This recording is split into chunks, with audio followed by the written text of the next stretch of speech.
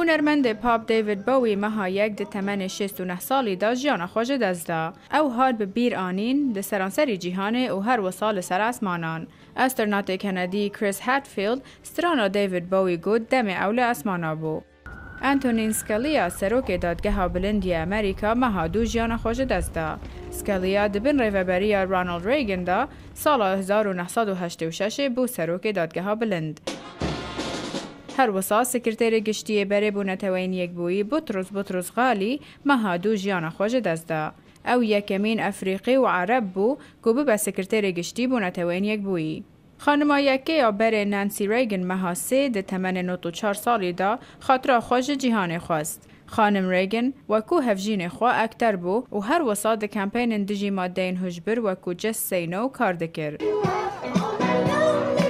سوپرستار پاپ پرنس یکو پر بناو دنگ بول جیهان دا مها چار بکار آنین آزیده یا درمان مورفین جیان خوش دست دا. او تمنوی 57 سال بو و مرناوی بو خمکا گران لسرانسری جیهانه.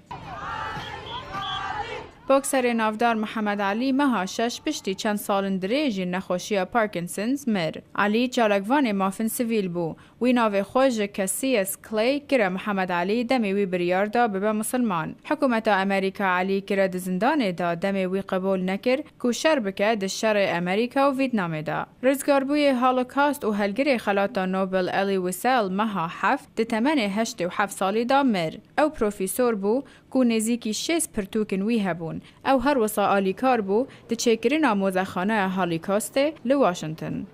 سروک بره اسرائیل شمون پرس دمها هفته بجالته جیان خوش دست دا. پرس یه جک رابین و ریبر فلسطینی یاسر عرفات ده سال 1994 دا خلاتا نوبل ورگرتن بو دانستان آشتی دناف برا عرب و اسرائیلیان دا که ده انجام داره کفتنا اسلو هاتا امضا کرن. سروک کوبی فیدل کاسترو مها 11 جیان خوش دست دا. کاسترو گلک پشتوانن خواه هبو وکو ریوبرک کمونیست لی هر وسا گلک دجبر هبون جبو بن پیکرین آوی آماف مروف. جان گلن سیناتور ولایت اوهایو بو او یکمین امریکی بو که چو ازمانه او مها 12 ده تمن 95 سالی دا مر. در روزا کریسمس دا هنرمند ناودار جورج مایکل ده تمن 53 سالی دا جیان خوش دست دا. مایکل نه تنه به موزیک خو ناودار بو لی هر وساوی آلیکاری به میلیونان دازاروکان نخوشن شرپنجه و ایدزه. او 27 ماه 12 اکتران ناودار کری فیشر ده تمن 6 سالی دا خاطر جیهان خواست. فیشر برولا خود فیلم ستار وارز ناودار بو. او بجالتا دلیمر دم دفروکه که دا بو کوج لندن دچو لوس آنجلس. روژه که پشتی مرنا که چاوه کری فیشر اکتران ناودار دبی رنولدز جیانا خوش دست دا.